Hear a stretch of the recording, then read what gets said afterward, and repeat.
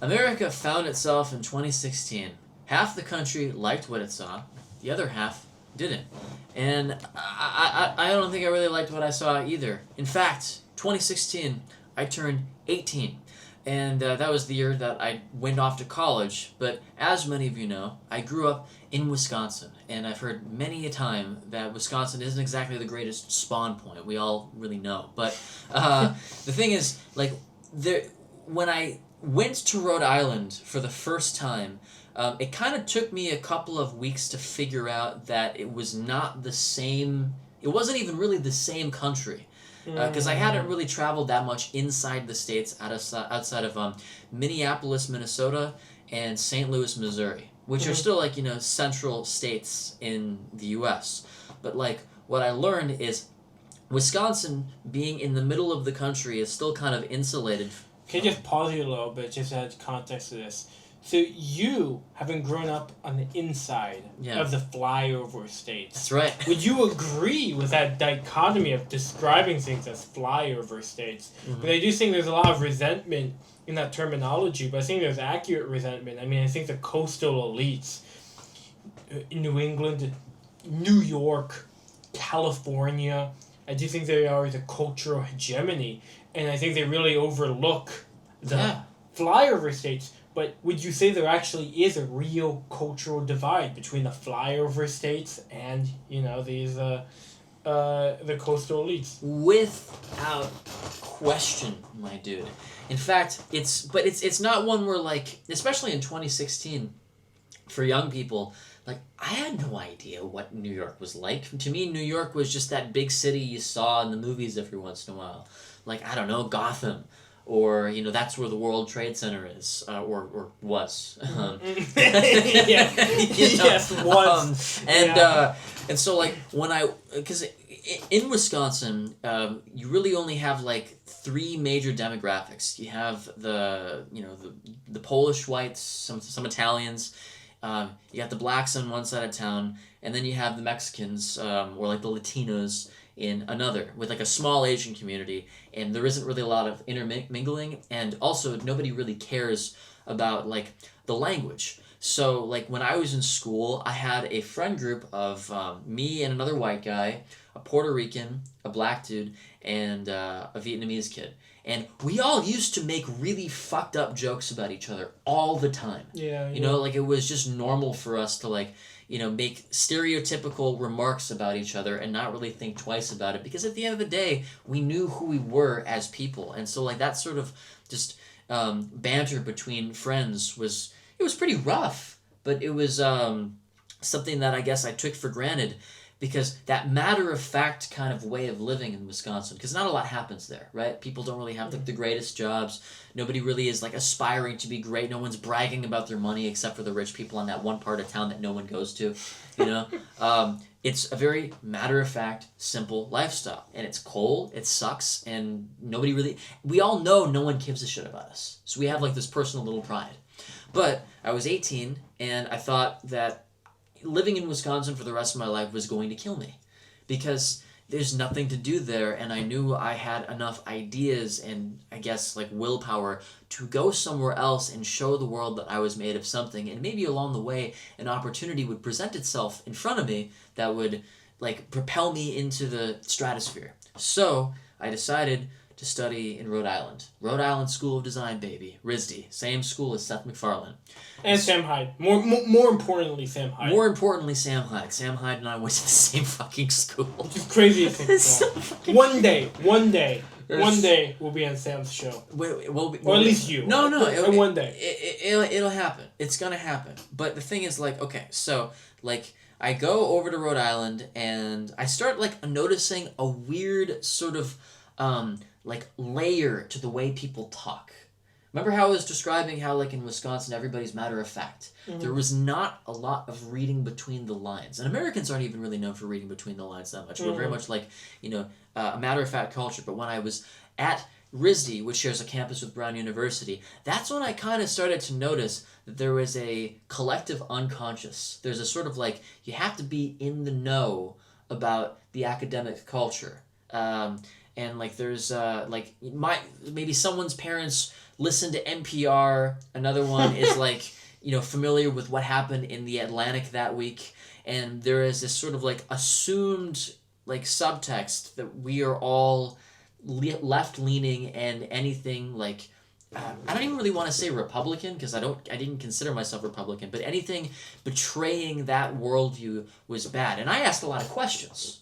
I wasn't from there. I was a country kid, and so like when I was like genuinely confused about there was this poster called like the gender unicorn. In my dorm, like the gender unicorn. I can't even really recite it anymore, but it was like there are so many different genders and different ways of expressing yourself, and this is a safe space for that environment. And I would think like this kind of feels like, and intuitively, this is before I even like watch any Jordan Peterson. I'm like, this is kind of like weird. Like everyone is asking about like pronouns, but it wasn't even just like about he or she. But there was, at the time, people were trying to talk Z, Zer, and introduce that. Oh, is that still a thing then? Because that died. Thankfully, that died. It did die. They settled on they, them. Thank God they at least settled on that. Yes, I'm glad that they did. Well, I don't even want to say I'm glad. I'm not really glad. No, we're not happy about this. But like, could you imagine a world where we're actually calling people zer and them? Yeah. Thank God we at least have the tolerance to say no to that. Yeah. No, I was glad. I'm glad that we don't need to worry about that shit anymore, and even making a video like this is uncontroversial. This video would have been controversial 7 years ago. Yeah, well, we could talk about the whole Nick Fuentes going mainstream. We probably have time for that, but. Like, okay, so I'm on campus and I'm introducing myself to people like, oh, well, I would ask, where are you from? Oh, I'm from Pasadena, California. Where are you from? I'm from Burlingame, which is a suburb of San Francisco. Or another one, like, oh, I grew up near Cambridge in Massachusetts, or Long Island, or, all coastal cities. And when I would, you want to say something? May I go on a vague rant about this? Please, go for it. Do you know how many times I've heard people say, like, oh, I'm from the Bay Area. Oh, I'm from the Bay Area. Oh, I'm from the Bay Area. For the longest time, I had no fucking idea what the Bay Area meant. But I think it kind of connects a little bit to what you're saying, just from the opposite lens of, like, I told people from New York. Mm-hmm. I'm from poor fucking Hicksville, Queens, New York. Not hardly the glorified part of New York. But just telling people you're from New York, people... they think you're part of a certain social climate, right? Mm-hmm. And so then they start saying stuff like, yeah, I'm from the Bay Area.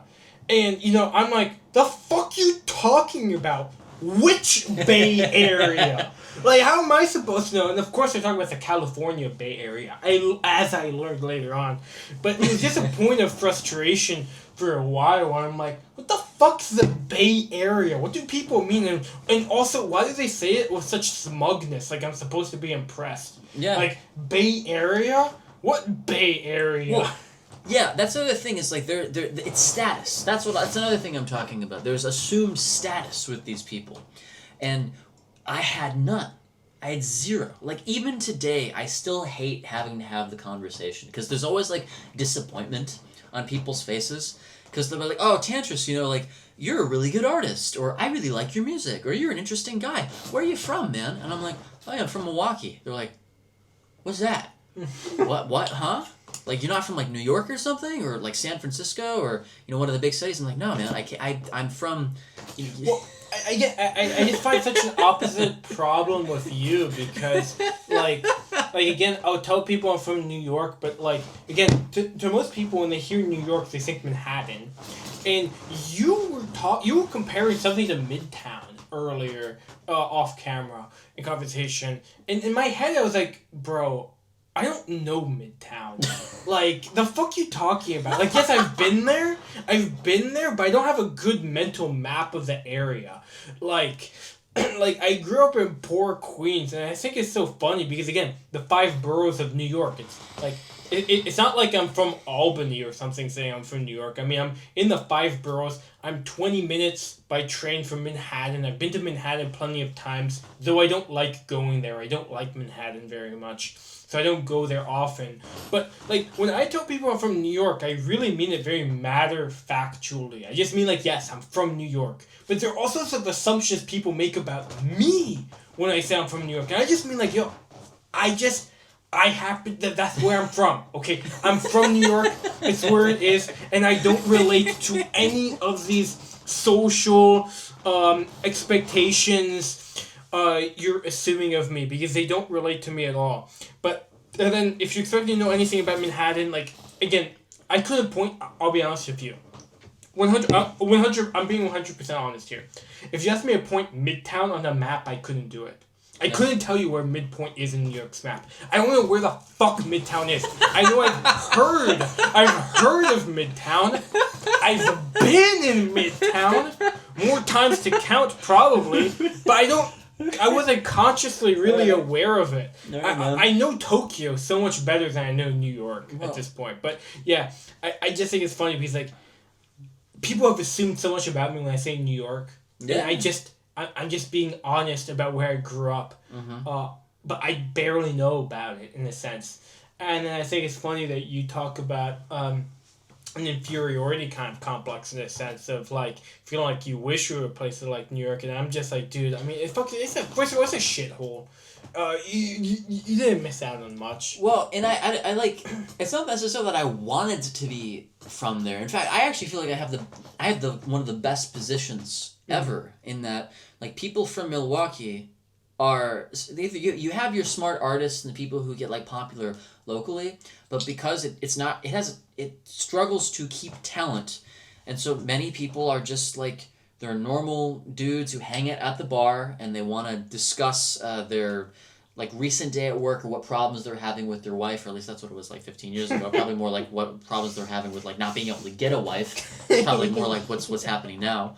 But like that, it was a very matter-of-fact kind of culture, and you know people kind of talk like this sometimes, kind of funny, and it's kind of hard to take someone like that seriously, So, like, being from there and then going to Rhode Island and seeing, like, wow, I came from a culture that, like, deliberately, like, it knows nobody cares, to somewhere where it knows people kind of do care, and that was a strange kind of flip.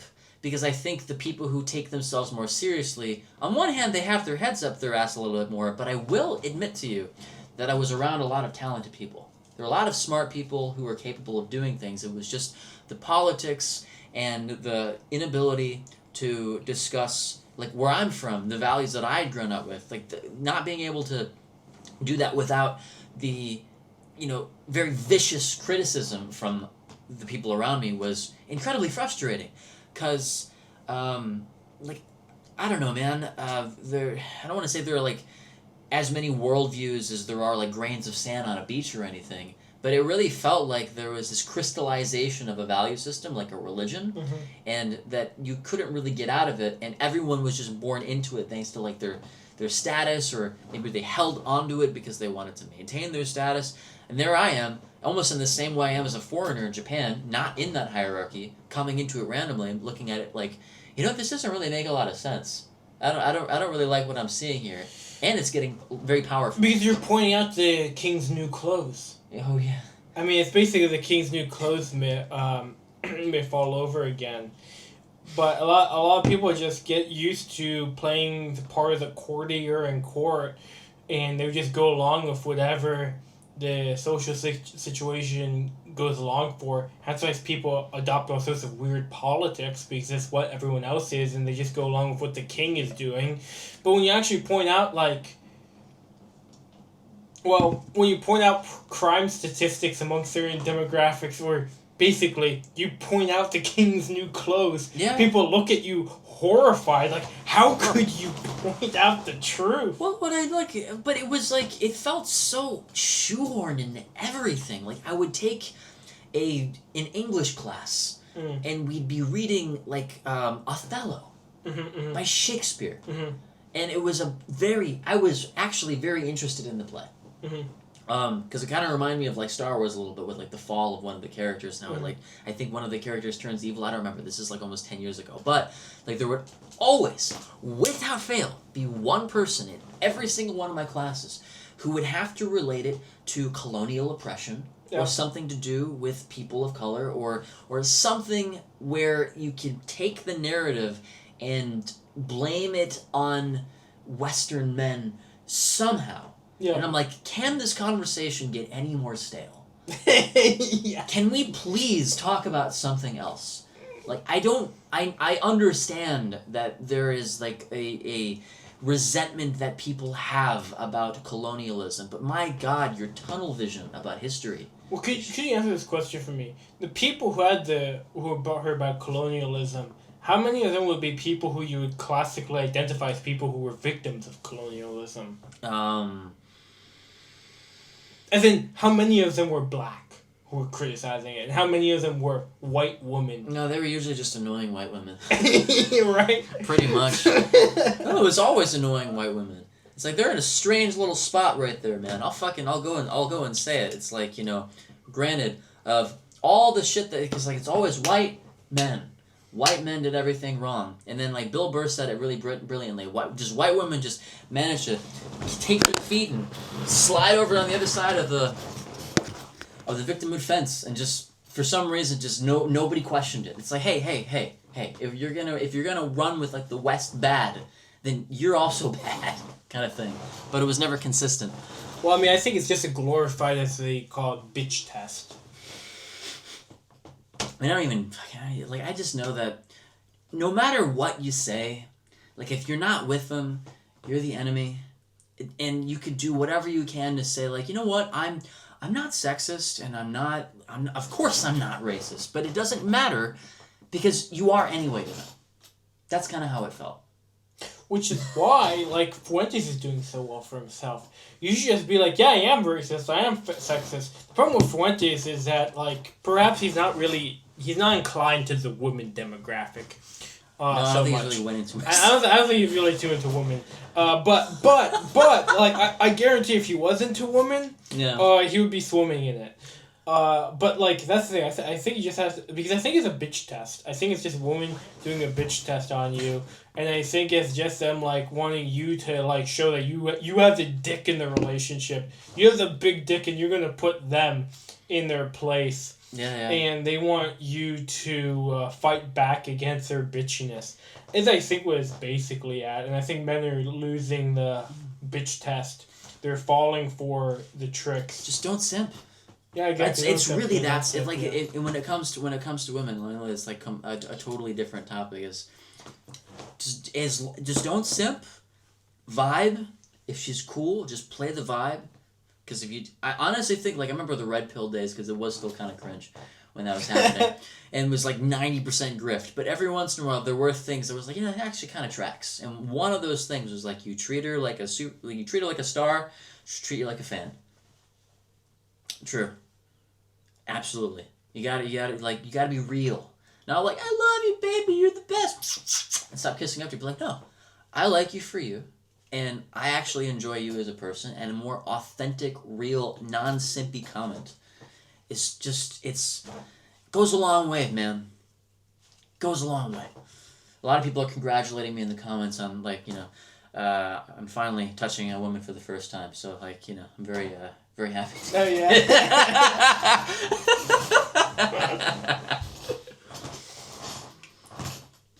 No, but anyway, so like the whole thing with 2016, like with the how do I continue going on about that topic? Well, I mean, the title we wrote is America found itself in 2016, and half of itself liked what it saw, and half of itself didn't like what it saw.